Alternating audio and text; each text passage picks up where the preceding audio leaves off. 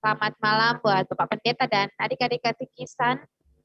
Selamat berjumpa kembali. Yang pimpin kita doa ada Saudara Devin ya. Saudara Devin pimpin kita doa dengan satu pujian, Bapa Engkau sungguh baik.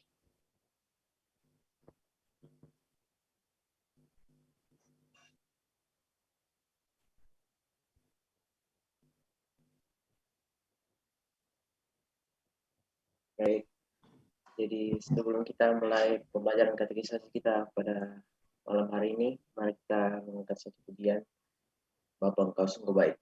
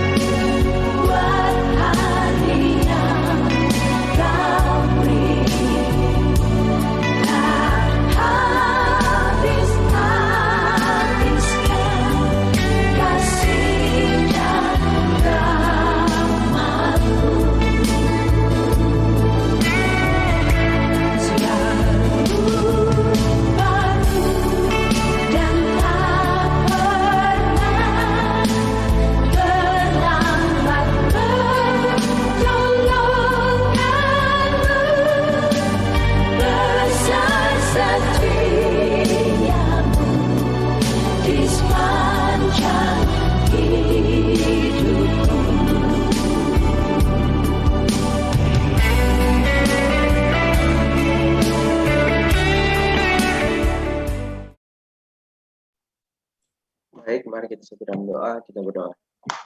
Ya Tuhan Allah Bapa kami yang di surga, pada malam hari ini Tuhan, kami datang kepadamu dalam pembelajaran katekisasi kami, sebelum kami belajar ya Tuhan, pada malam hari ini ya Tuhan, kiranya ya Tuhan menyertai pembelajaran katekisasi kami ya Tuhan, agar dapat berlanjut dengan baik ya Tuhan, dari awal pertengahan yang berakhirnya ya Tuhan, dan berkatilah juga Pak Pendeta ya Tuhan, dalam memberikan materi katekisasi tersebut ya Tuhan, agar kami dapat pahami dan dapat kami simpan dalam hati dan pikiran kami, dan kiranya dapat kami aplikasikan dalam kehidupan kami sehari-hari ya Tuhan. Ampunilah segala dosa dan kesalahan kami Tuhan, Indo anakmu, dalam Tuhan Yesus, ya amin. Baik, bahan kita mana nih?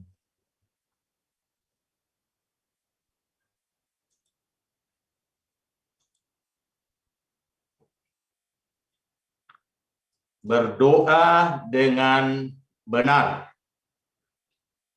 Ya, jadi itu pelajaran kita yang tertunda. Seharusnya dibawakan oleh Ibu Pendeta Arya Sam. Lebih baik saya akan yang menyajikannya. Sebenarnya ada dua materi yang saling berkaitan, yakni belajar berdoa bersama dengan Yesus. Tapi saya kira nanti kita atur waktunya untuk sesi yang kedua. Ya, pertemuan 22, nanti kita akan atur waktunya. Nah, karena itu juga sangat penting. Ada beberapa yang akan kita pelajari. dari gaya hidup Tuhan Yesus dalam kaitannya dengan kehidupan doa. Nah, saya mau mengatakan anak-anak yang saya kasih dalam Tuhan bahwa agama apapun di dunia ini, jantung dari kehidupan agama itu sendiri adalah doa. Jadi agama apapun dalam dunia ini, jantung dari agama itu adalah doa. Itu perlu dicatat. Jantung dari agama itu adalah doa.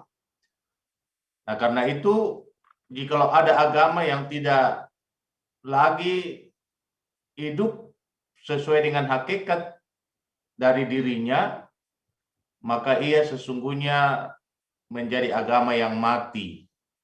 Nah, karena itu benar juga kalau ada orang bijak mengatakan bahwa doa itu adalah nafas, disamakan dengan nafas kehidupan. Tetapi sebelum lebih jauh saya paparkan tentang hal berdoa. Tentu pertanyaannya buat kalian semua, apa itu doa dan mengapa kita harus berdoa? Apa itu doa dan mengapa kita harus berdoa? Ini pertanyaannya akan kita gumuli bersama sepanjang pelajaran ini. Jadi sepanjang pelajaran ini kita akan bergumul pada dua pertanyaan, apa itu doa dan mengapa kita harus berdoa. Nah, karena itu saya mau minta pandangan kalian semua. Nah, jadi dalam buku pembelajaran kalian ada beberapa pertanyaan, saya cukup mengambil 4. Saya minta pandangan kalian semua, mengapa kita harus melipat tangan dan tutup mata saat berdoa. Kemudian, bolehkah kita berdoa dengan buka mata dan tidak melipat tangan? Kemudian, kapan waktu yang tepat untuk berdoa? Adakah jam-jam doa? Ya. Bilakah itu? Kemudian yang keempat, bagaimanakah pendapatmu di mana banyak orang berkata ia tidak bisa berdoa? Jadi ini empat pertanyaan yang akan kita gumuli bersama dan setiap orang akan memberikan jawabannya masing-masing. Setiap katekismen harus memberikan jawabannya. Mengapa ketika kita berdoa kita harus lipat tangan seperti ini, kemudian mata ini ditutup, ya? Apakah itu ada di dalam Alkitab atau bagaimana? Nah, bolehkah kita berdoa dengan mata terbuka dan tidak melipat tangan? Ya, kemudian kapan waktu yang tepat untuk berdoa? Adakah di dalam Alkitab jam-jam tertentu untuk berdoa? Kemudian bagaimana pendapatmu tentang ucapan orang bahwa ia tidak bisa berdoa? Silakan saya berikan kesempatan untuk memberi jawab atas 4 pertanyaan ini. Semua orang harus memberikan jawaban terhadap 4 pertanyaan ini dan nanti kesempatan akan diberikan untuk menyampaikan jawabannya. Saya beri waktu 2-3 menit untuk memberi jawaban. Silakan.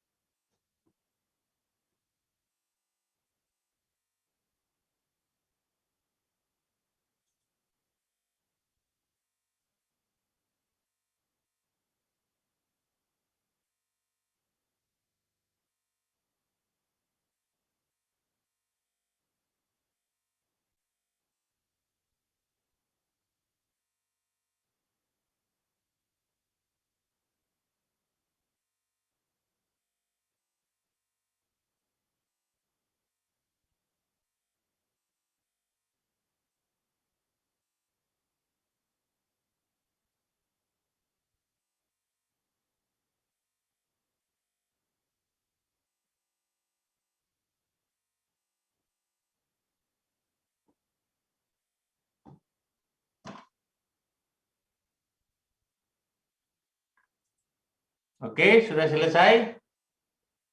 Silakan satu persatu. Pina, Pandu. Ya, mulai dari Francisco ya.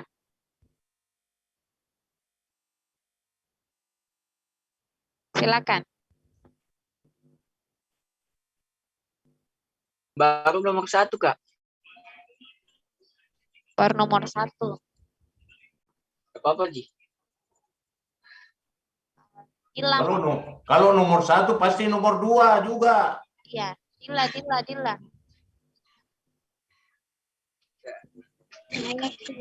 Nomor 1, mengapa kita melipat tangan dan menutup mata ketika berdoa? Menurut saya melipat tangan yaitu wujud menyembah kita kepada Tuhan, dan menutup mata kita memfokuskan diri kita kepada Tuhan. Nomor 2, bolehkah kita berdoa dengan mata terbuka dan tidak terlipat tangan? Merupakan menurut saya sih tidak boleh, karena itu adalah sikap yang benar yang diajarkan oleh Tuhan Yesus, bahwa ketika kita berdoa adalah melipat tangan dan menutup mata. Nomor 3, kapan waktu yang tepat untuk kita berdoa? Sebenarnya waktu yang tepat untuk kita berdoa setiap saat kita bisa berdoa. Terus bagaimana komentar Anda dengan ungkapan beberapa orang bahwa saya tidak tahu berdoa? Sebenarnya saya tidak setuju ketika orang mengungkapkan saya tidak tahu berdoa, karena berdoa merupakan wujud, apalagi untuk doa pribadi kita sama Tuhan.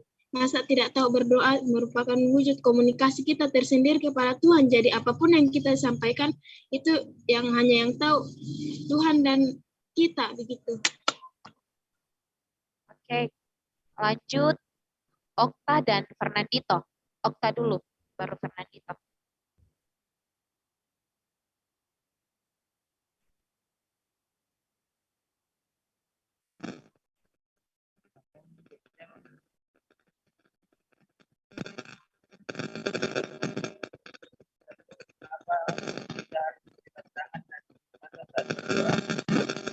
Supaya kita berdoa.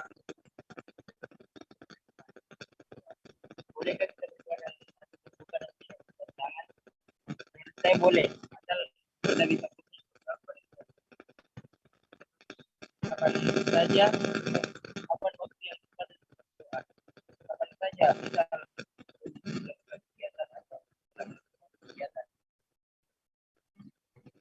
Bagaimana pendapat banyak orang yang berkata Yesus? Saya tidak setuju. Karena semua orang berdoa, asal orang itu yang tidak berdoa.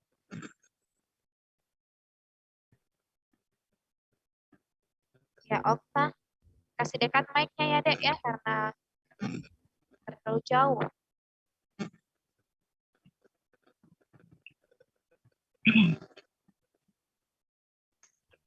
Untuk yang pertama, mengapa kita harus melipat tangan dan tutup mata saat berdoa?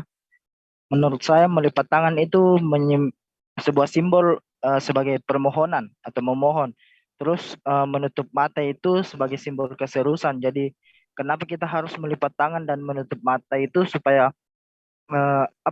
kita memohon dengan serius pada pertolongan Tuhan. Terus untuk yang kedua, bolehkah kita berdoa dengan mata terbuka dan tidak melipat tangan? Menurut saya boleh, karena misal orang lain yang tidak memiliki tangan seperti kita ini, bagaimana dia bisa melipat tangan? Jadi menurut saya boleh, asal hati dan pikiran kita fokus pada Tuhan. Terus kapan waktu yang tepat untuk berdoa? Menurut saya setiap saat, khususnya saat kita merasa tidak tenang. Terus untuk jam-jamnya mungkin pada saat jam-jam sunyi, seperti subuh atau malam. Terus untuk nomor 4, bagaimana pendapatmu? Banyak orang berkata ia tidak bisa berdoa. Menurut saya dia belum merasakan karya Tuhan di dalam hidupnya. Terima kasih. Oke, lanjut Vanessa.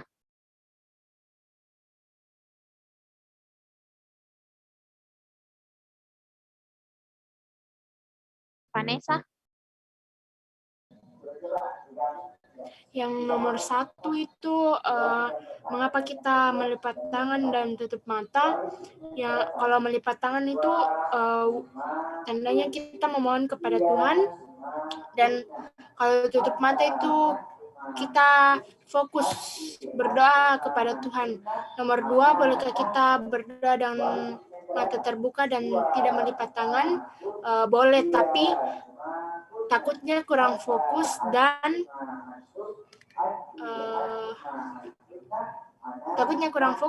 Nomor 3, kapan waktu yang tepat untuk berdoa? Setiap saat kita bisa berdoa, tapi Tuhan bilang kamu dapat berdoa masuk ke dalam kamar, maksudnya sendiri berdoa saat tidak ramai. Dan nomor 4, bagaimana pendapatmu tentang orang tidak bisa berdoa? Tidak mungkin dia tidak bisa berdoa kepada Tuhan, karena itu salah satu cara komunikasi kita sama Tuhan. Oke, lanjut. Devin. Ya, yang nomor pertama, mengapa kita harus melipat tangan dan tutup mata saat berdoa? Menurut saya, melipat tangan dan tutup mata itu sebuah simbol bagaimana kita menyerahkan diri kita kepada Tuhan pada saat kita berdoa tersebut, sehingga kita dapat berfokus total pada doa kita kepada Tuhan. Dan nomor 2, bolehkah kita berdoa dengan mata terbuka dan tidak melipat tangan? Menurut saya boleh saja, asalkan kita tetap fokus kepada Tuhan dan dalam doa kita tersebut. Dan nomor 3, kapan waktu yang tepat untuk berdoa? Menurut saya kita bisa dapat berdoa untuk setiap saat, tetapi ada waktu-waktu tempat tertentu kita bisa melakukan doa secara pribadi, yaitu pada saat sepi atau dalam keadaan sunyi, agar Tuhan dapat mendengar doa-doa kita dan keluh kesah kita. Dan nomor 4, bagaimana pendapatmu? Banyak orang berkata ia tidak bisa berdoa.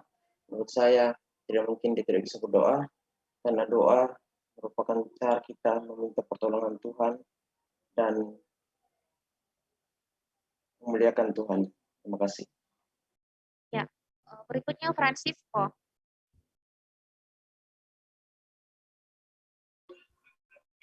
Nomor 1, mengapa kita harus melipat tangan dan menutup mata saat berdoa? Sebagai bukti penyerahan kita kepada Tuhan dan sebagai bentuk sikap hati. Bolehkah kita berdoa dengan mata terbuka dan tidak menutup mata? Boleh saja.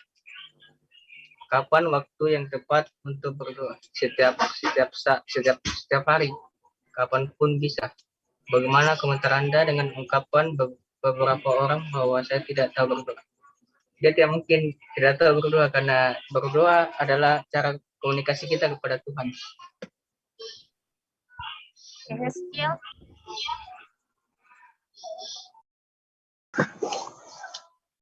Mengapa kita harus lipat tangan dan tutup mata saat berdoa?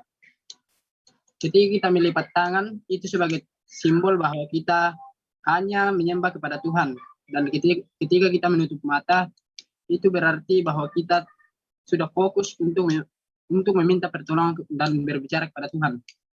Yang kedua, bolehkah kita berdoa dengan mata terbuka dan tidak melipat tangan? Menurut saya boleh saja, karena biar kita menutup mata dan melipat tangan, jika pikiran kita kemana-mana, itu sama saja tidak berdoa, tidak fokus kepada Tuhan. Tetapi jika kita tidak menutup mata dan tidak melipat tangan, tetapi hati dan pikiran kita hanya tertuju kepada Tuhan, itu berarti kita benar-benar fokus kepada Tuhan. Dan yang ketiga, kapan waktu yang tepat untuk berdoa? Menurut saya, kapanpun dan dimanapun, itu kita tidak dibatasi waktu untuk berdoa, karena Tuhan tidak pernah melarang hambanya untuk meminta pertolongan kepadanya. Dan yang keempat, bagaimana pendapatmu? Banyak orang berkata ia tidak bisa berdoa. Menurut saya, mungkin mereka kurang mengerti atau belum mengerti arti hidup yang sesungguhnya. Karena kita sudah ketahui bahwa doa adalah nafas bagi kehidupan kita. Itu aja, Kak. Lanjut. Randy?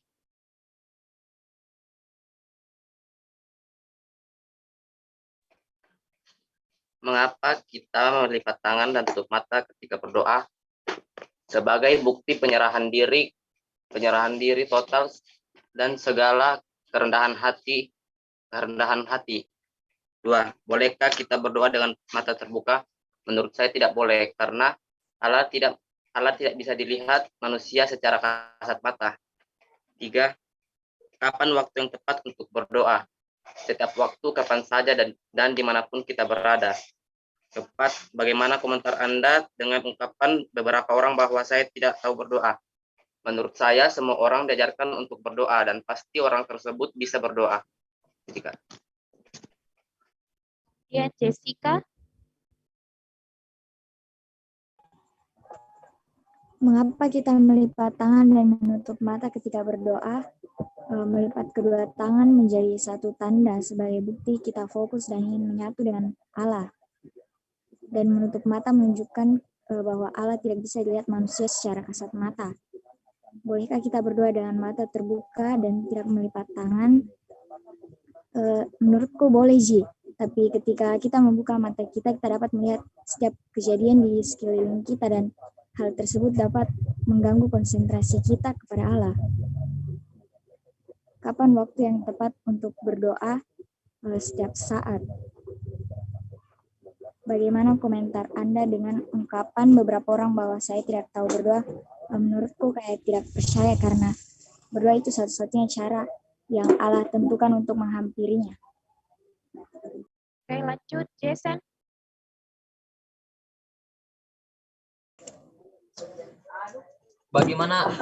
Mengapa kita harus melipat tangan dan tutup mata saat berdoa? Kalau melipat tangan artinya kita menyembah, dan tutup mata berarti kita fokus kepada Tuhan. Bolehkah kita berdoa dengan mata terbuka dan tidak melipat tangan? Menurut saya boleh saja, karena kalau kita berdoa, yang terpenting itu niatnya untuk bersekutu dengan Tuhan. Kapan waktu yang tepat untuk berdoa?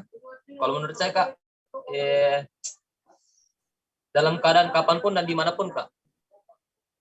Yang nomor 4, bagaimana pendapatmu? Banyak orang berkata ia tidak bisa berdoa. Mungkin mereka belum tahu cara bersekutu dengan Tuhan, dan mereka pasti belum mengenal Allah dengan baik, sehingga mereka tidak tahu cara untuk bersekutu dengan Allah. Yan Ray. Alfianto Ray. Bagus di jaringannya. Iya, Kak. Ray, bisa? Silakan. Ya. Apa itu, Kak? Oh, Ray, lambat Yang masuk. tadi? Oh, iya. Iya, Kak. Oh, iya, ya. Oke, next. Ada Ines, kemudian yang terakhir Esa. Yang pertama, mengapa kita melipat tangan dan menutup mata ketika berdoa? Menurut saya melipat tangan dan menutup mata itu merupakan simbol berupa permohonan, dan juga bagaimana kita tidak bisa memandang Tuhan itu secara langsung, namun kita berkomunikasi dengan Tuhan itu melalui hati. Namun tujuan dari melipat tangan dan menutup mata juga ini adalah agar kita itu lebih fokus dan tidak teralihkan, karena ketika kita membuka mata dan juga tidak melipat tangan itu bisa saja kita teralihkan dengan melihat sekeliling kita, juga menyentuh barang-barang di sekitar kita. Lalu nomor yang kedua, bolehkah kita berdoa dengan mata terbuka dan tidak melipat tangan? Dalam Alkitab sendiri tidak dituliskan bahwa kita berdoa itu harus mata tertutup dan juga melipat tangan. Maka dari itu tentu saja boleh, karena berdoa itu bukan bagaimana cara kita melakukannya, namun bagaimana kita berkomunikasi dengan Allah sendiri. Lalu yang ketiga, kapan waktu yang tepat untuk berdoa? Di Alkitab juga tidak dituliskan kapan waktu yang tepat untuk berdoa, maka dari itu kita boleh berdoa kapan saja, namun tentunya saat kita berdoa kita harus fokus kepada Tuhan Allah sendiri. Lalu yang terakhir, bagaimana komentar Anda dengan ungkapan beberapa orang bahwa saya tidak tahu berdoa? Menurut saya tidak ada orang yang tidak tahu berdoa, tanpa kita sadari dalam kehidupan sehari-hari saja, tanpa kita menutup melipat tangan dan menutup mata, kadang dalam hati permohonan kecil apapun, ya Tuhan tolong saya untuk melakukan ini, itu juga merupakan doa, dan itu adalah cara kita berkomunikasi dengan Tuhan. Maka dari itu ungkapan saya tidak tahu berdoa itu menurut saya tidak berlaku. Terima kasih. Esar, Baik, yang pertama, mengapa kita harus melipat tangan dan tutup mata saat berdoa? Menurut saya ini adalah cara agar kita mudah untuk dapat memfokuskan hati dan pikiran kita saat berdoa. Kemudian yang kedua, bolehkah kita berdoa dengan mata terbuka dan tidak melipat tangan? Menurut saya mungkin secara hukum gitu atau secara aturan Alkitabiah itu sebenarnya tidak masalah, tetapi dengan melakukan hal itu potensi kita untuk dapat dialihkan atau tidak fokus atau terdistraksi dengan hal-hal yang lain itu lebih besar, sehingga lebih dianjurkan untuk dapat menutup mata saat berdoa. Kemudian yang ketiga, kapan waktu yang tepat untuk berdoa? Menurut saya setiap saat adalah waktu yang tepat untuk berdoa. Sebelum kita memulai segala sesuatu, menjalankan segala aktivitas, kita harus berdoa, dan adalah sangat baik bagi kita untuk menyiapkan waktu-waktu terbaik kita untuk masuk ke dalam doa. Dan yang keempat, bagaimana pendapat saya mengenai orang yang berkata bahwa ia tidak dapat berdoa?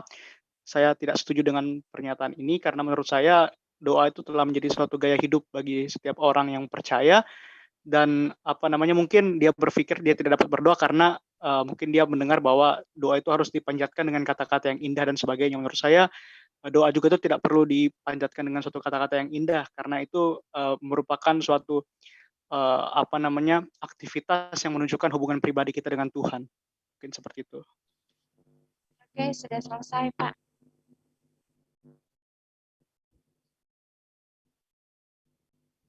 Oke, sudah, Pak.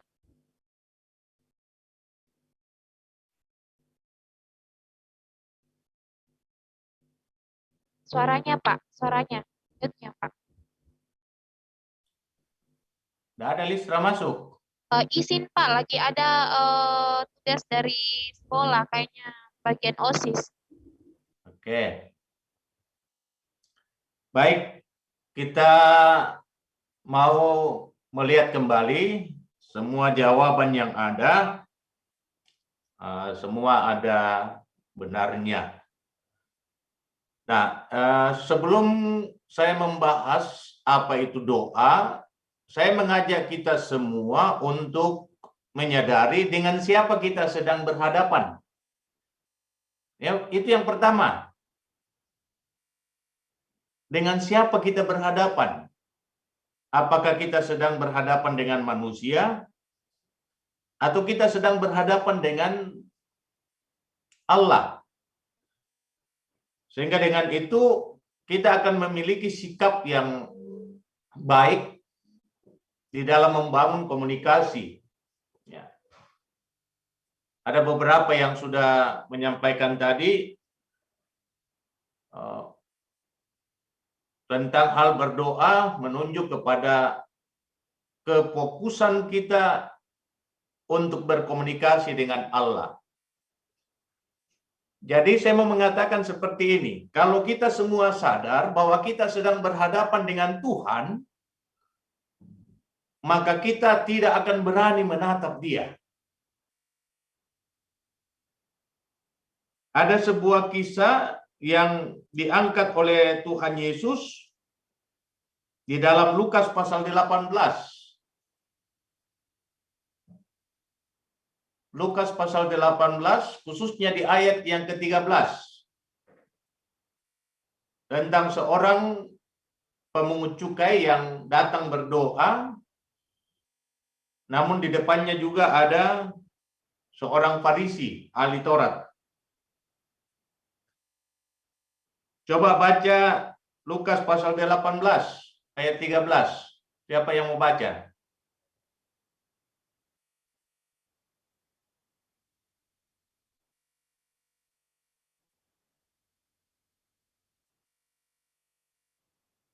Ayo, siapa yang mau baca?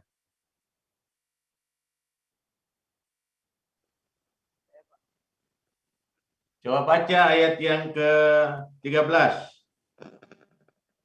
Lukas 18 ayat 13.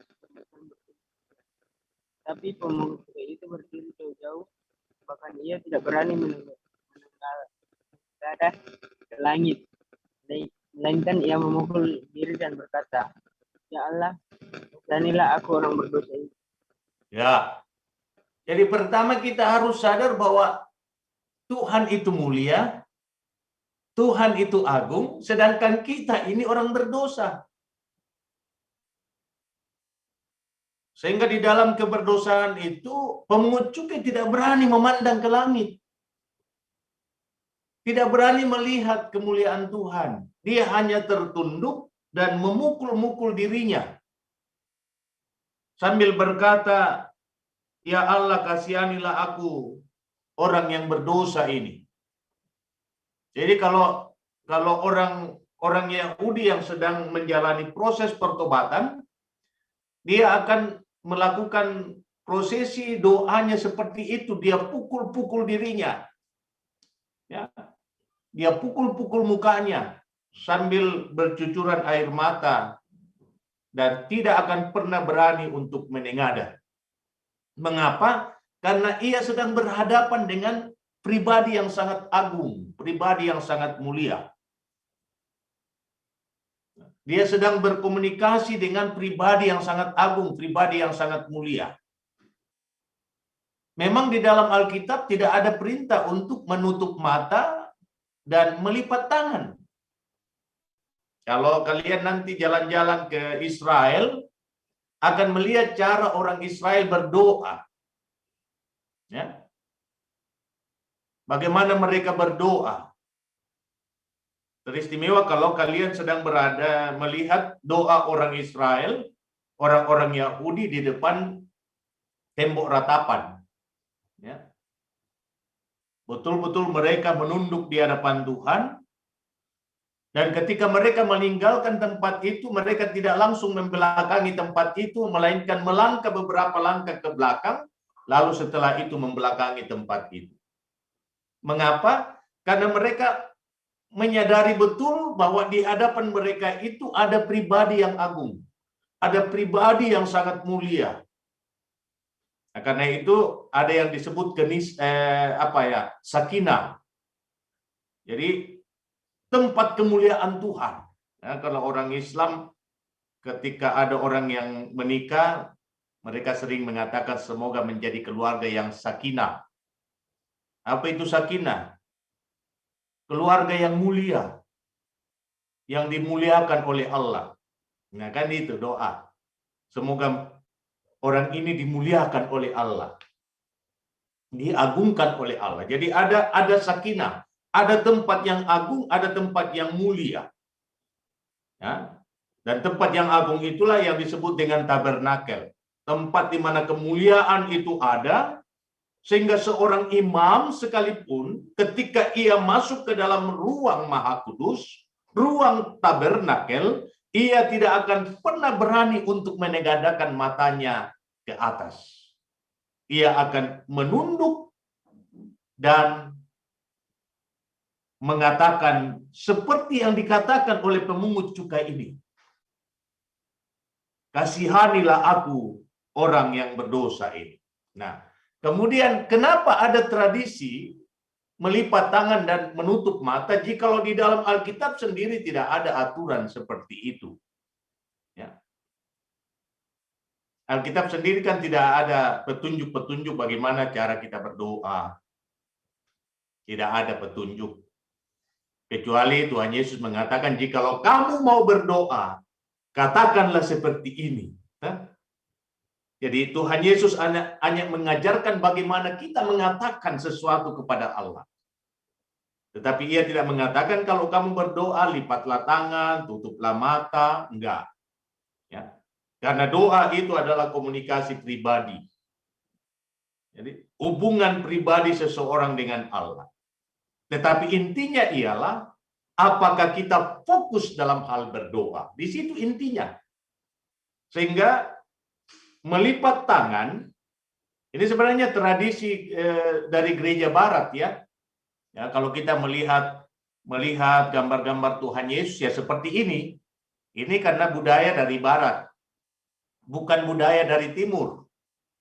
Kalau budaya dari timur pasti buka mata dengan menadakan tangan. Ya, seperti ini, menadakan tangan dengan buka mata. Itu budaya dari timur. Dari Timur Tengah. Karena itu kalau kalian melihat orang Muslim berdoa bagaimana? Ya seperti itu sebenarnya. Ketika mereka berdoa, mereka akan menadakan tangan seperti ini. Ya, dan menengadah. Kenapa kita menutup mata dan melipat tangan? Itu ada warisan dari gereja Barat. Apalagi kita yang gereja Protestan, yang merupakan warisan dari gereja Belanda. Ya, gereja Toraja kan ada karena kegiatan pekabaran Injil yang dilakukan oleh Sending. Ya. Sebuah misi pekabaran Injil dari gereja di Belanda, GZB. Jadi ajaran itu diturunkan, diwariskan dari generasi ke generasi. Mengapa kita lipat tangan? Supaya kita tidak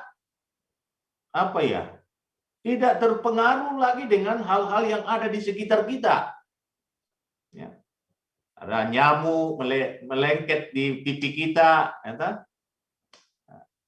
Dengan melipat tangan kita akan fokus dalam doa kita. Ya terserah nyamuk itu gigit muka aku, terserah. Menutup mata supaya mata kita tidak lari kemana-mana. Gitu.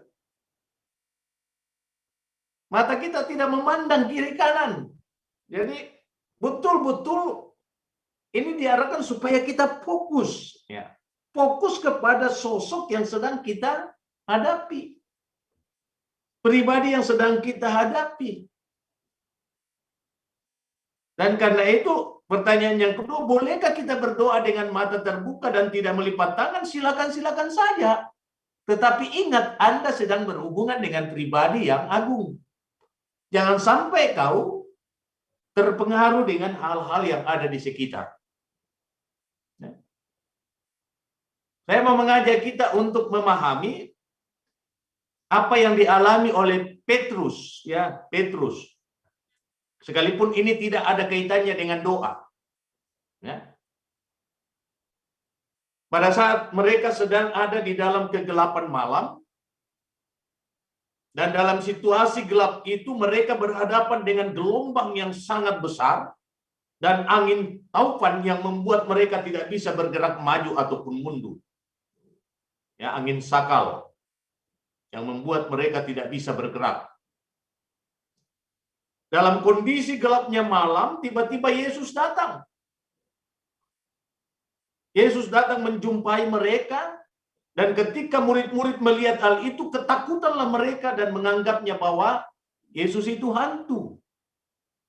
Kan tinggal dibalik aja itu hantu menjadi Tuhan, kan? Gitu. Hantuhan, ya gitu. Jadi ketika Yesus datang dalam kondisi gelap, di tengah gelombang yang sangat menakutkan, Tuhan itu mereka balik menjadi hantu. Itu hantu. Itu hantu. Itu malaikat pencabut nyawa. Tetapi di tengah-tengah keadaan mereka yang lagi ketakutan, suara Tuhan terdengar. Jangan takut, tenanglah, aku ini. Ya, kayak gitu. Tuhan Yesus berkata seperti itu. Jangan takut, tenanglah, aku ini. Karena itu kalau kita dalam berdoa, hal yang pertama ialah buat sedemikian rupa hatimu menjadi tenang. Agar fokus kepada Tuhan. Sehingga ketika Petrus mendengarkan suara itu, dia berkata, bolehkah aku datang kepadamu? Lalu Yesus katakan, silakan. Ketika ia datang kepada Tuhan, saya mau mengatakan matanya fokus kepada apa yang ada di depannya. Jadi terarah kepada Yesus, kepada sosok yang ada di depannya. Yang berbicara, mari, silakan datang. Tetapi coba baca di dalam kisah itu. saat perhatiannya itu dialihkan, tidak lagi fokus kepada Tuhan, tetapi ia melihat apa yang ada di kakinya, ia merasakan angin yang sangat kencang menerpa tubuhnya, lalu sedikit demi sedikit ia tenggelam.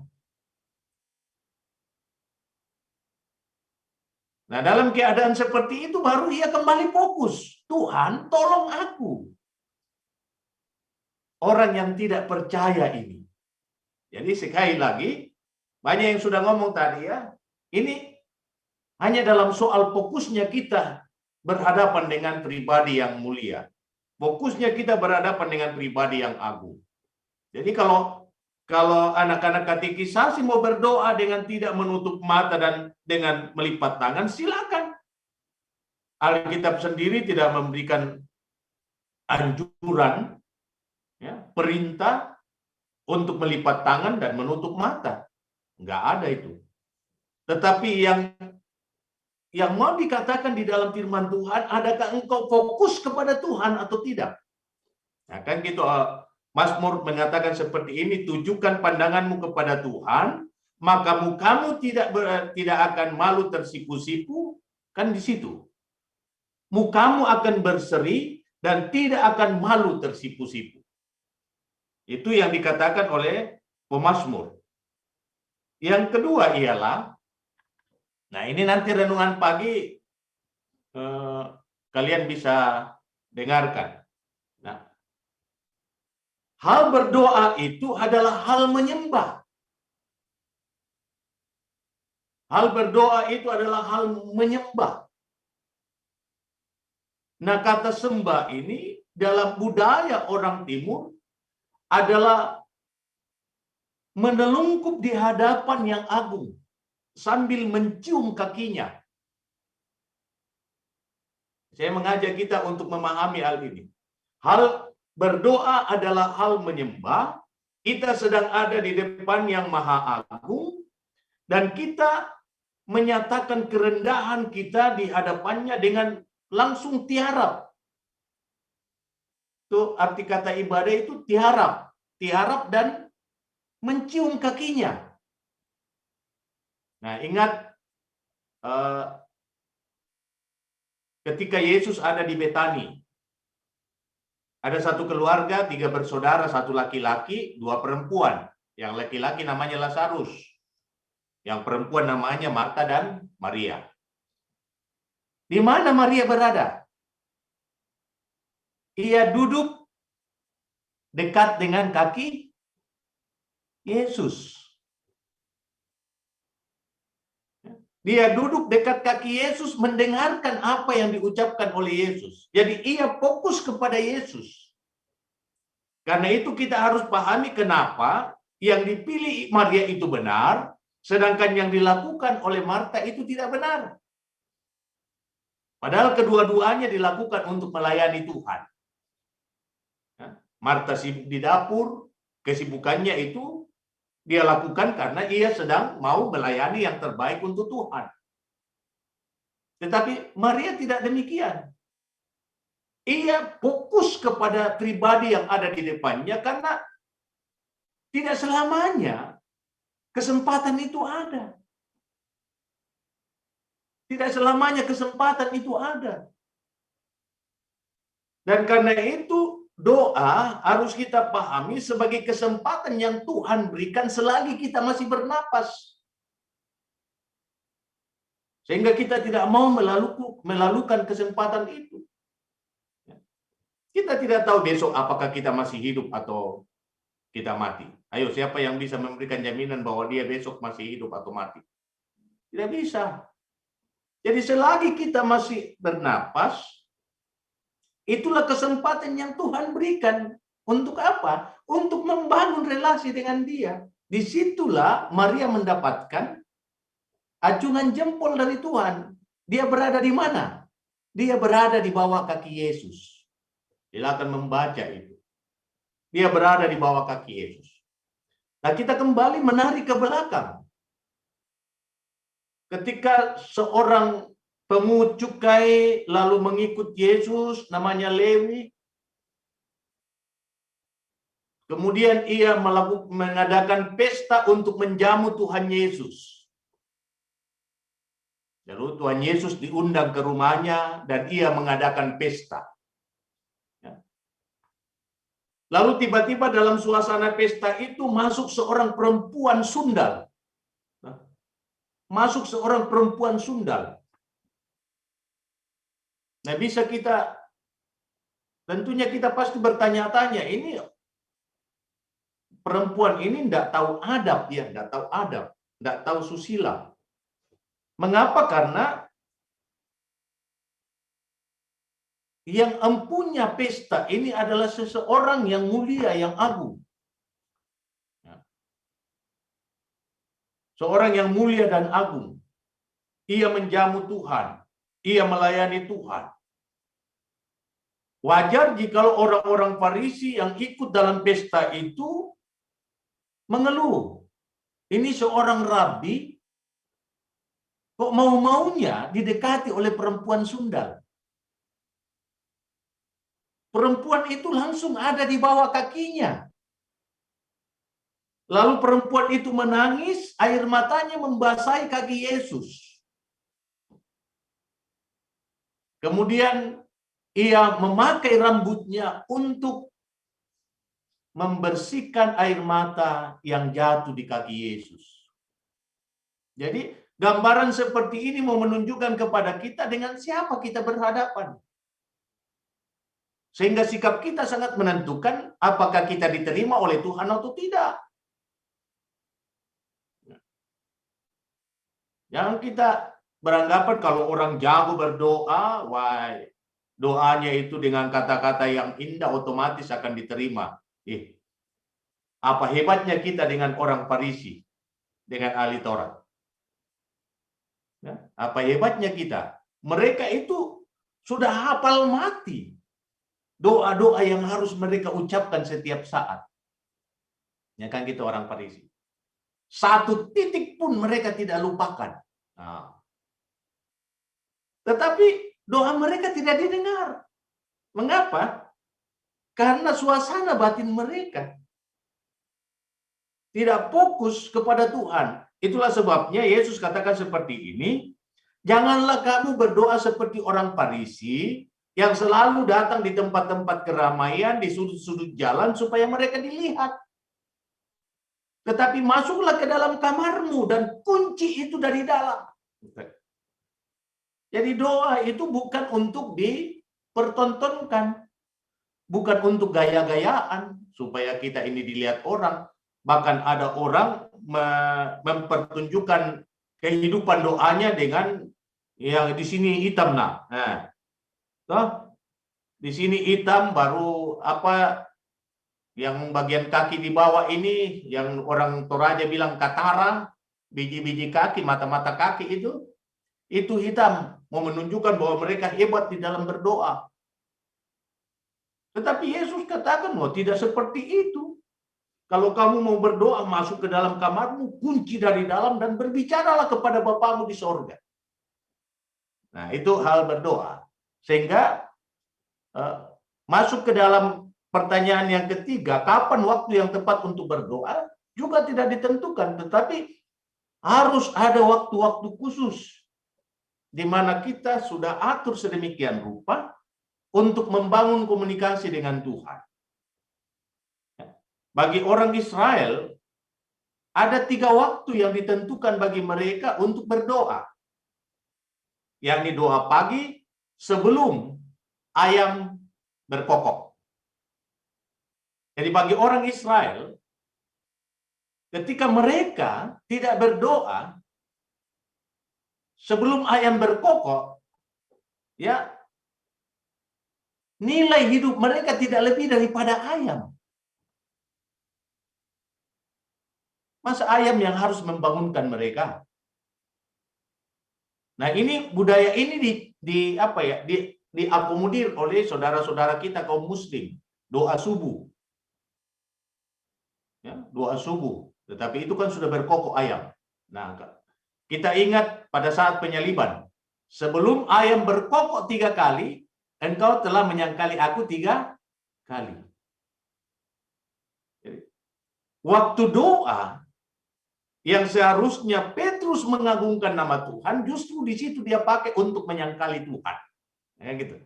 Di dalam Alkitab. Kalau kita baca, ada satu keterangan waktu yang diberikan dalam Alkitab, yakni di dalam Daniel pasalnya yang ke-6.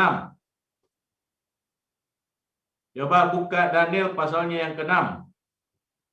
Ayatnya yang ke-11. Coba buka Daniel pasal yang ke-6 ayatnya yang ke-11.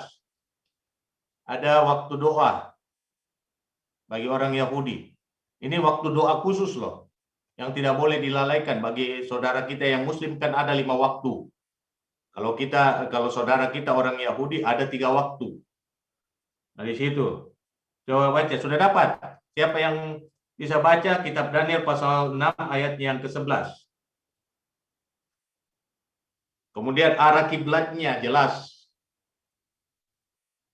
Coba baca satu orang.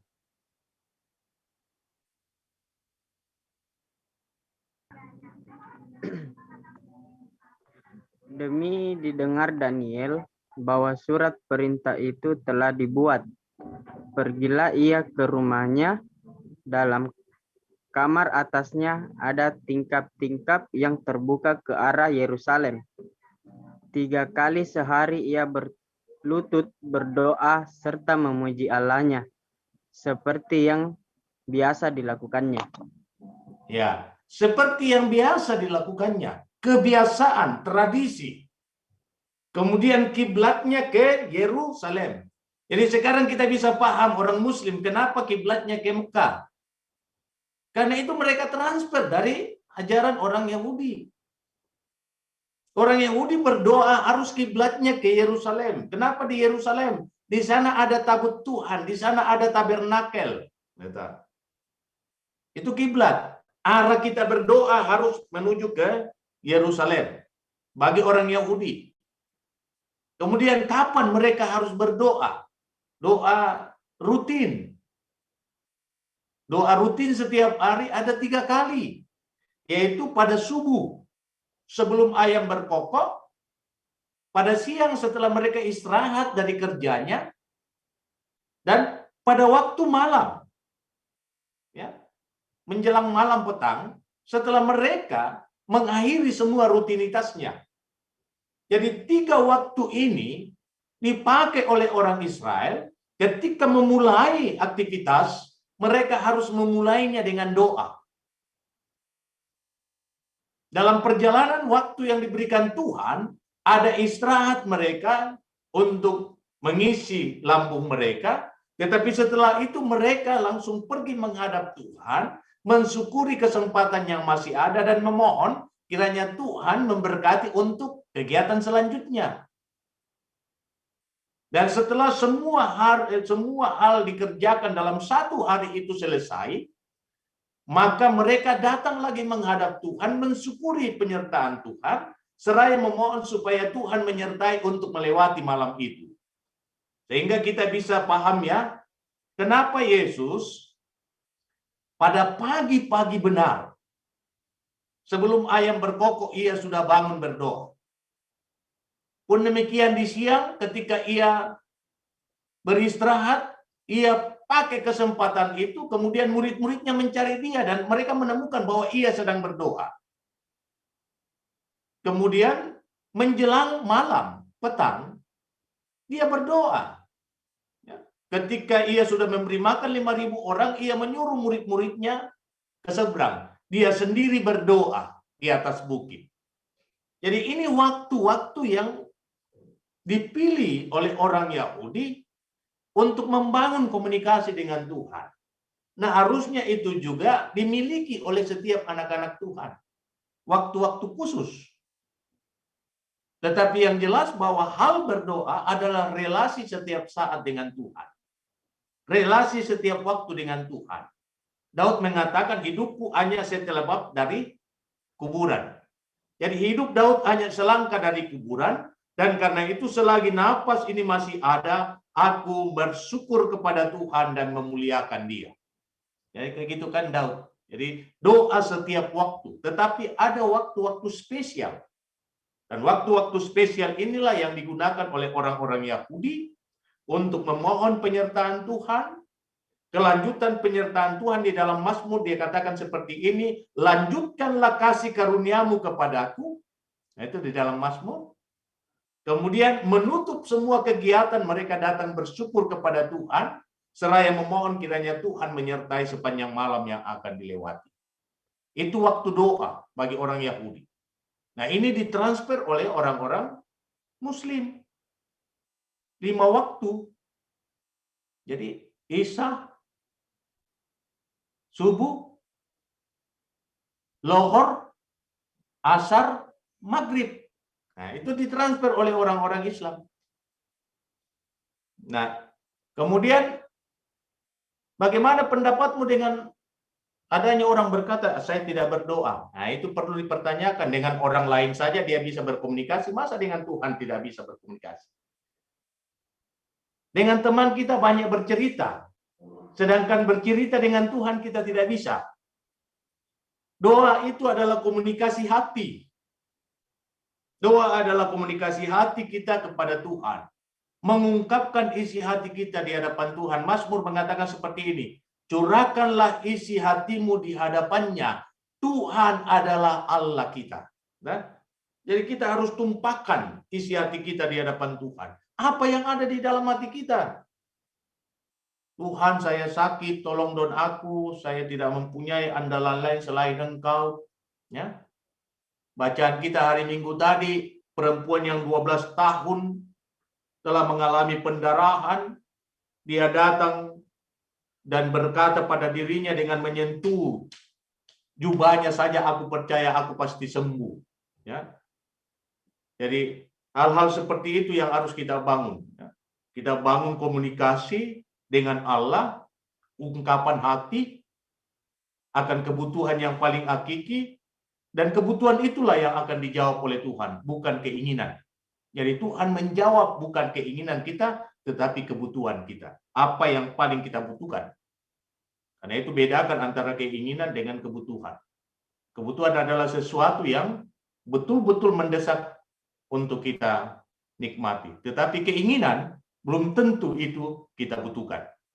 Hanya gaya-gayaan, mungkin karena orang lain memakainya, kita juga ingin seperti itu. Bukan karena kita butuhkan. Ya, itu bedanya. Nah, oke, kita lanjut. Dibaca Lukas pasal 18 ayat 9 sampai 14. Yakobus pasal 1 ayat 6 dan pasal 4 ayat 2 sampai 3 serta Filipi pasal 4 ayat 6. Manakah sikap yang salah dan mana sikap yang benar dalam hal berdoa? Silakan itu dicatat. Silakan itu dicatat. Nanti kita komunikasikan besok. Ya. Saya akan memulai dengan pertanyaan ini. Baca Lukas pasal 18 ayat 9 sampai 14, Yakobus pasal 1 ayat 6 dan pasal 4 ayat 2 sampai 3 serta Filipi pasal 4 ayat 6. Mana sikap yang salah dan mana sikap yang benar dalam hal berdoa. Oke, itu dicatat ya. Kemudian baca Yohanes pasal 4 ayat 13 sampai 14 dan pasal 15 ayat 16. Nah, ini yang harus kita berikan jawaban masing-masing. Mengapa kita berdoa dalam nama Yesus? Ya, mengapa kita harus berdoa dalam nama Yesus? Baca Yohanes pasal 4 ayat 13 sampai 14 dan Yohanes pasal 15 ayat 16.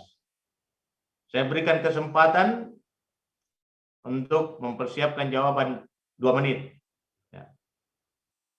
Silakan. Nanti dipandu lagi oleh Pina.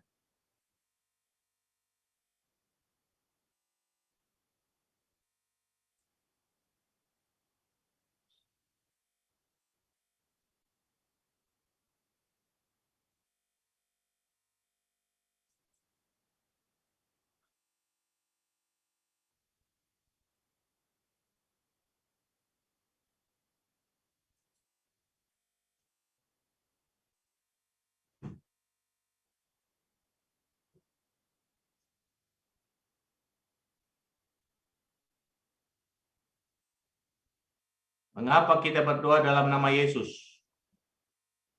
Oke, ini bisa langsung dijawab. Silakan satu persatu.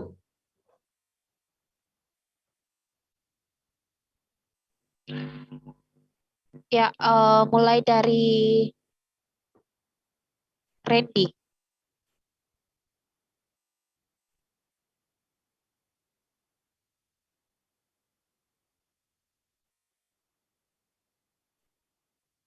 Belum Pika, belum di Oh ya.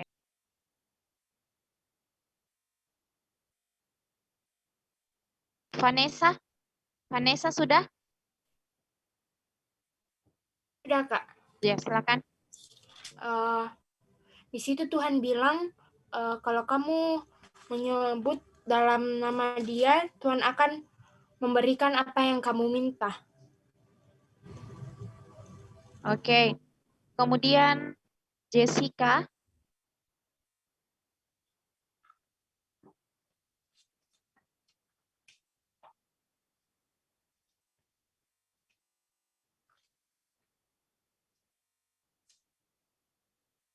Kalau menurutku, karena kita mengakui peranan Yesus yang unik sebagai perantara Allah dan manusia.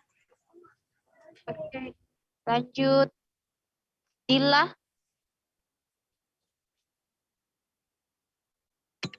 Dalam sini Kak, mengapa kita berdoa dalam nama Tuhan Yesus, karena ketika kita meminta, Tuhan akan dalam nama Tuhan Yesus, Tuhan akan memberikan semua kebutuhan kita. Oke, Sisko.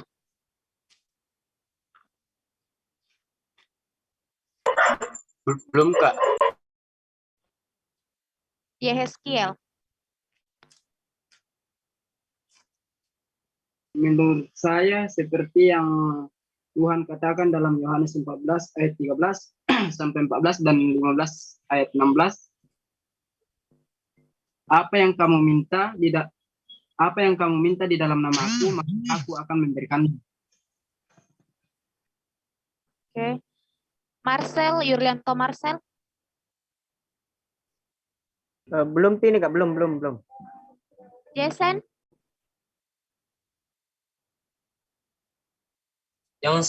Menurut pendapat saya, Kak,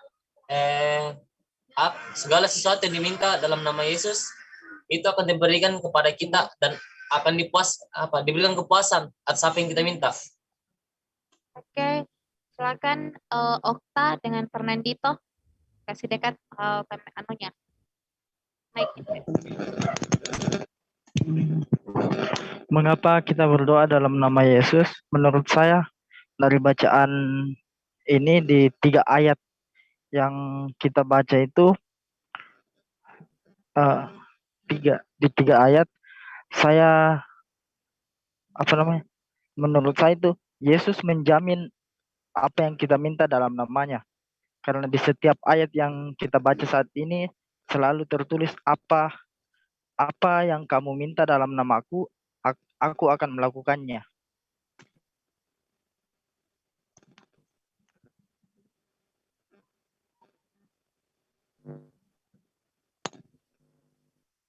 Menurut saya, mengapa kita berdoa dalam nama Yesus? Supaya Ia mendengar doa yang kita panjatkan. Oke, lanjut Novianto Reid. Menurut saya, kalau kita berdoa dalam nama Tuhan Yesus, Tuhan akan memberikan apa yang kita minta dan sesuai apa yang kita doakan. Oke. Sisko. Francisco.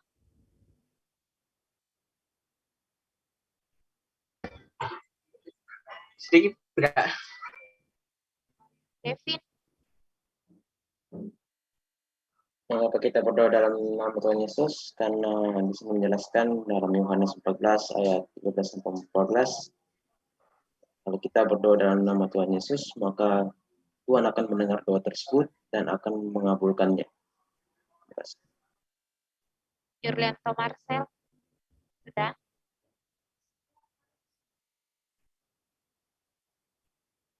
Oke.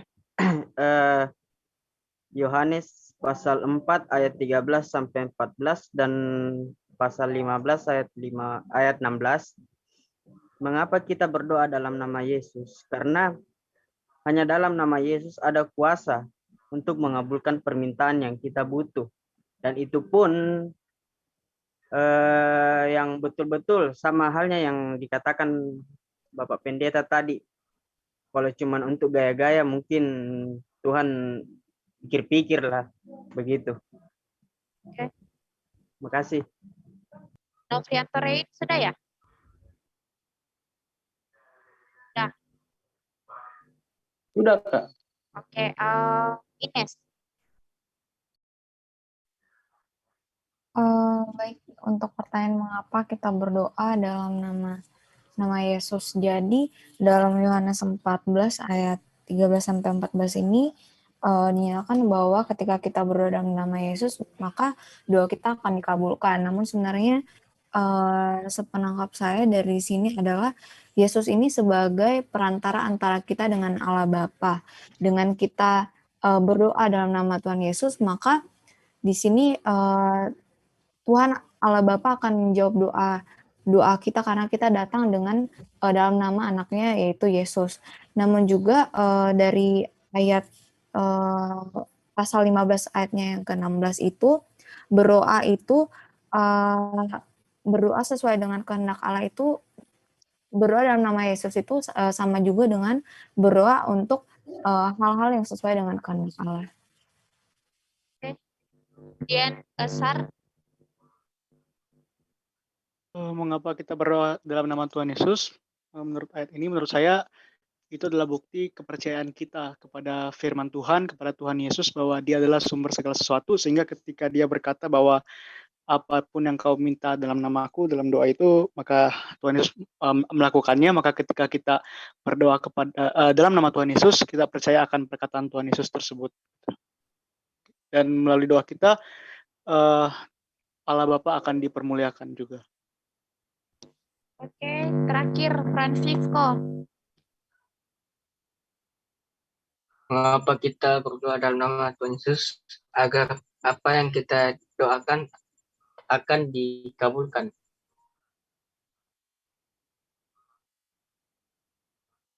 Oke, sudah Pak. Ya, jadi ini yang terakhir ya. Kan biasa kalau kita berdoa pasti ditutup dalam nama Tuhan Yesus. Kami berdoa, amin.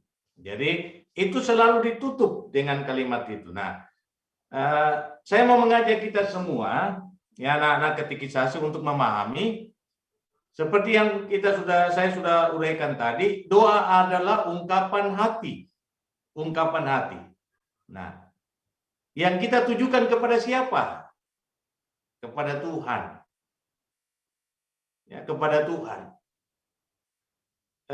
Dalam Alkitab sudah sangat ditekankan tentang alamat doa kita itu. Jadi ada alamat-alamat doa. Ya. Ini bedanya kita dengan teman-teman Katolik. Ya. Ada perantara-perantara yang disebut Santa dan Santo. Jadi mereka adalah perantara-perantara agung yang akan membawa doa-doa kita kepada kehadapan Allah. Tetapi di dalam kekristenan khususnya Calvin dan Lutheran tidak ada pengantara agung selain nama Yesus. Ya. Dan itu Alkitab menyatakannya. Jadi kita kembali kepada apa yang dikatakan oleh Alkitab, dan karena itu Luther berkata tentang sola scriptura. Hanya oleh firman. Jadi apa yang dikatakan oleh firman kita kembali ke sana. Apa yang dikatakan Alkitab, kita pergi ke sana, kita kembali ke sana. Dan apa yang dikatakan oleh Alkitab, coba kita buka Kisah Para Rasul, pasal 2 ayat 14. Pasal 4 ayat 12. Kisah Para Rasul, pasal 4 ayat 12. Ya. Kisah Para Rasul, pasal 4 ayat 12. Di sana dikatakan, dan keselamatan tidak ada di dalam siapapun juga selain di dalam Dia. Sebab di bawah kolong langit ini tidak ada nama lain yang diberikan kepada manusia yang olehnya kita dapat diselamatkan. Sehingga doa kita alamatnya harus jelas. Alamat doa kita adalah kepada Yesus, pengantara yang agung. Ya. Kalau di dalam Alkitab Perjanjian Lama, imam menjadi juru syafaat untuk membawa segala bentuk-bentuk korban, baik itu korban penghapus dosa dan korban-korban yang lainnya. Jadi imam menjadi pengantara masuk ke dalam ruang Maha Kudus untuk membawa doa-doa umat. Jadi semua doa-doa umat itu dibawa oleh imam di hadapan Tuhan. Dan setelah itu imam akan mengorbankan anak domba, darahnya diambil dan dipercikkan ke kaki-kaki mezbah. Jadi darah itu dipercikkan ke kaki-kaki mezbah. Sambil nama orang-orang yang didoakan itu diucapkan. Nah, Yesus telah menjadi imam agung, kitab Ibrani ya. Yesus telah menjadi imam agung yang tidak hanya membawa doa-doa kita, tetapi dia sendiri mengorbankan dirinya untuk mengabulkan doa kita. Dia adalah anak domba Allah yang tak bernoda dan tak bercacat. Darahnya ditumpahkan dan darah itu menyucikan segala dosa kita. Oleh bilur-bilurnya kita menjadi sembuh. Ya, kayak gitu dikatakan di dalam Alkitab. Jadi alamat doa adalah Tuhan Yesus. Karena itu di dalam Matius pasal 28. Coba buka Matius pasal 28. Saya ajak kita semua untuk melihat kembali apa yang dikatakan oleh Alkitab, sehingga kita harus mengalamatkan doa kita kepada pribadi yang berkuasa. Ya. Matius pasal 28 ayatnya yang ke 18. Ya. Coba buka Alkitabnya ya. Matius pasal 28 ayatnya yang ke-18, Yesus mendekati mereka dan berkata, "Kepadaku telah diberikan segala kuasa di sorga dan di bumi." Jadi kepada Yesus kuasa atas alam semesta, kuasa atas bumi dan kuasa atas sorga diletakkan. Sehingga hanya di dalam nama Yesus, dikatakan di dalam surat Paulus kepada jemaat di Filipi, hanya di dalam nama Yesus segala lidah akan mengaku dan segala lutut akan bertekuk. Jadi itu sangat ditekankan di dalam Alkitab. Jadi hanya di dalam satu nama ini. Sehingga seluruh doa-doa kita yang merupakan ungkapan isi hati dialamatkan kepada Yesus. Dan karena itu setiap doa orang Kristen harus ditutup di dalam nama itu. Kami sampaikan doa kami di dalam nama Yesus Kristus, Tuhan dan Juru Selamat kami. Itu penutup doa dari orang-orang Kristen. Jadi, tidak usah lagi disebut yang lain, hanya di dalam nama itu. Jadi sekali lagi, mengapa kita berdoa dalam nama Yesus? Sebab tidak ada nama lain yang olehnya kita beroleh selamat selain di dalam nama Dia. Dan karena itu Yesus katakan, kalau kamu mau menyampaikan segala sesuatu, sampaikanlah di dalam namaku, maka Bapa akan memberikan kepadamu. Jadi ada alamat doa. Emangnya saya kenal kamu? Ya. Lalu Yesus akan berkata, oh enggak Papi. Dia ini kenal aku. Nah, di dalam doa Tuhan Yesus, di dalam kitab Injil Yohanes dikatakan, sebagaimana engkau dan aku adalah satu, dan setiap orang yang percaya kepadaku, ia adalah milikmu. Jadi melalui Yesus, kita adalah milik sorga, kita adalah milik Allah. Baca doa Tuhan Yesus di dalam kitab Injil Yohanes. Yohanes pasal 17. Itu doa Tuhan Yesus.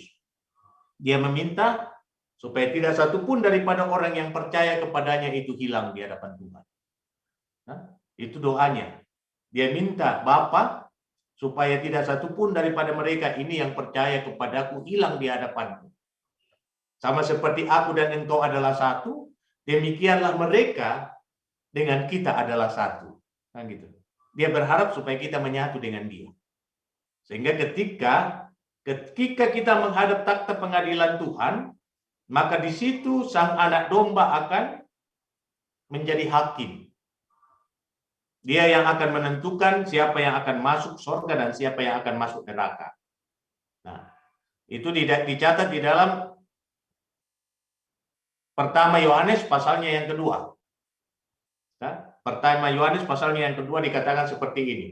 Semua ini kutuliskan kepadamu supaya kamu jangan berbuat dosa, tetapi sekalipun kita berbuat dosa, kita mempunyai pengantara yang agung kepada Bapa. yakni siapa? Yesus. Ya, coba buka Yohanes, jangan sampai saya salah. Pertama Yohanes, pasalnya yang kedua.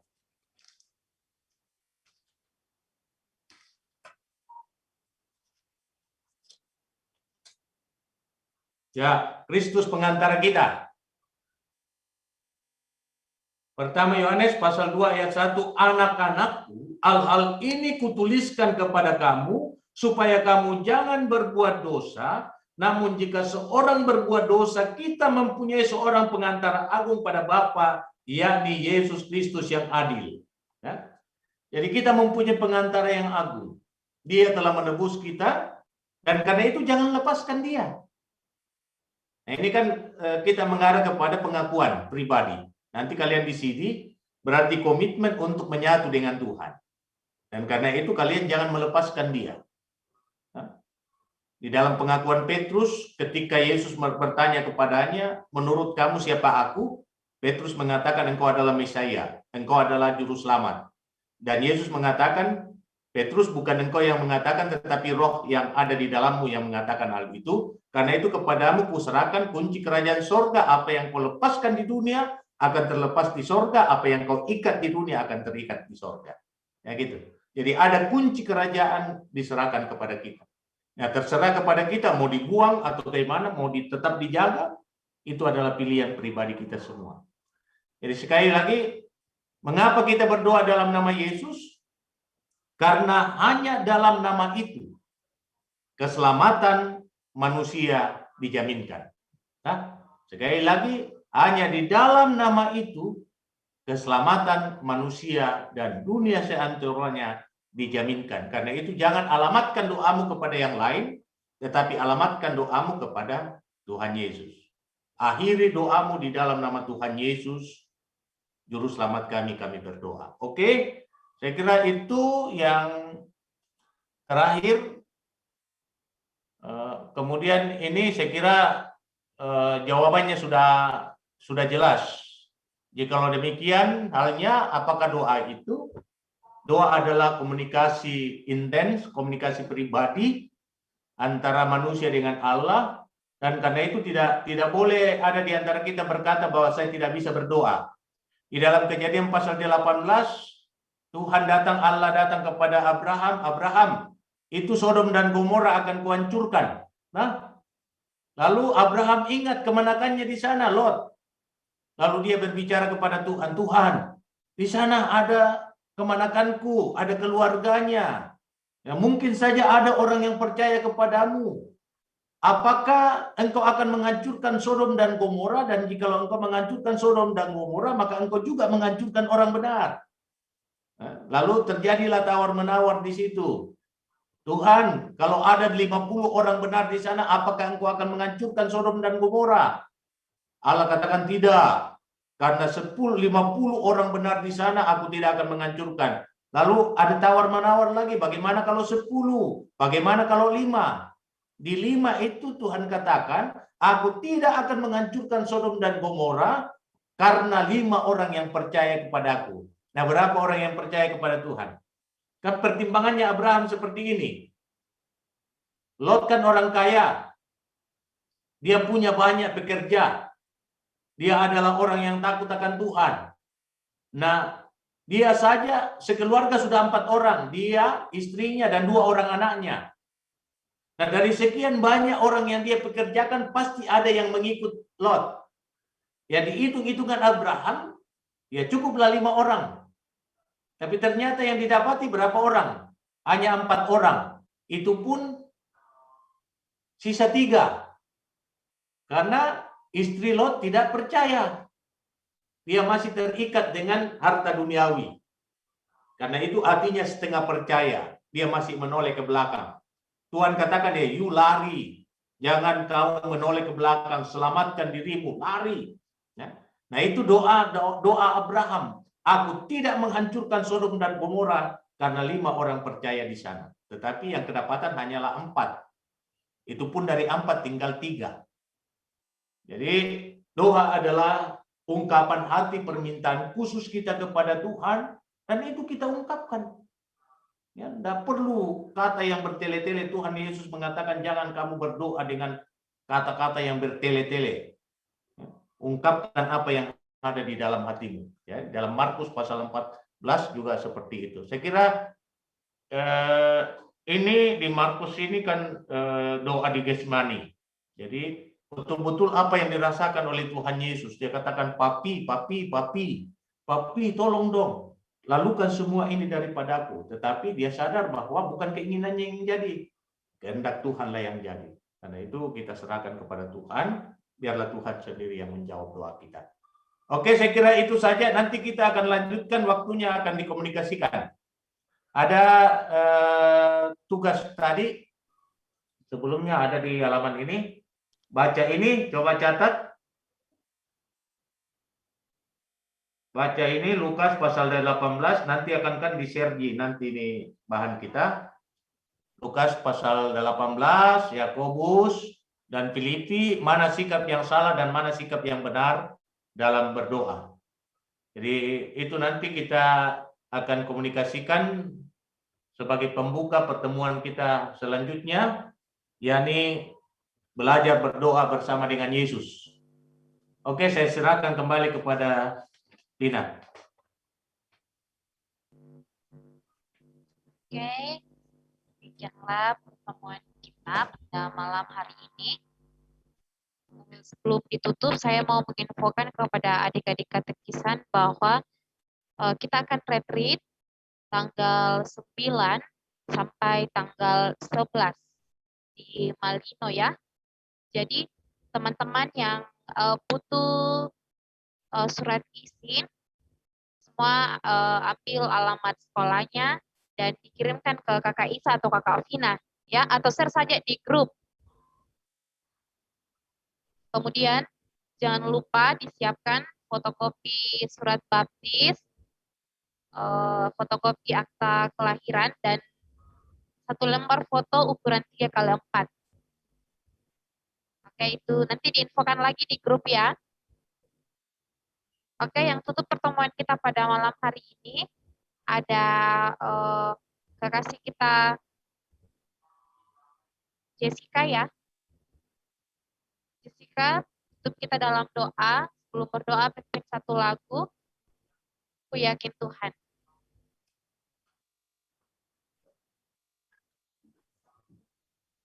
Sebelum kita menutup pembelajaran kita pada malam hari ini, mari kita angkat 1 pujian Ku Yakin Tuhan.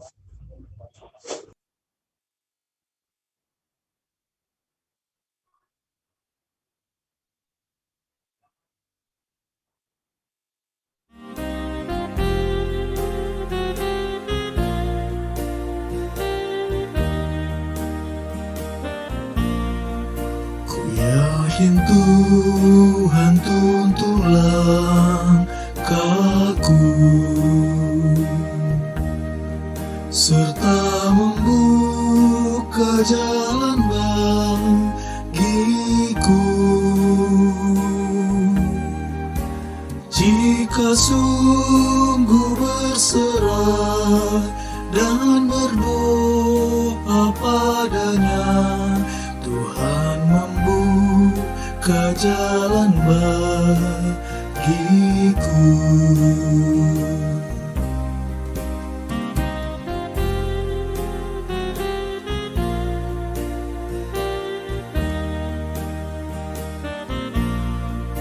Ku yakin Tuhan tuntun langkahku serta membuka jalan bagiku. Ku mencari wajahnya, maka malam pun cerah. Tuhan membuka jalan bagiku.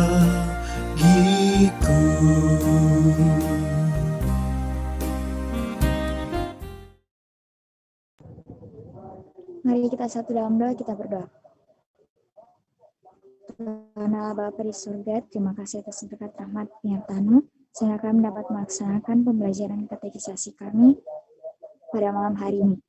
Kiranya apa yang telah disampaikan oleh Bapak Pendeta tadi tidak hanya lewat dari telinga kami, tapi dapat kami tanamkan pada kehidupan kami sehari-hari. Tuhan Yesus, inilah doa anak-Mu, haleluya, amin. Oke, selamat malam semuanya. Selamat malam.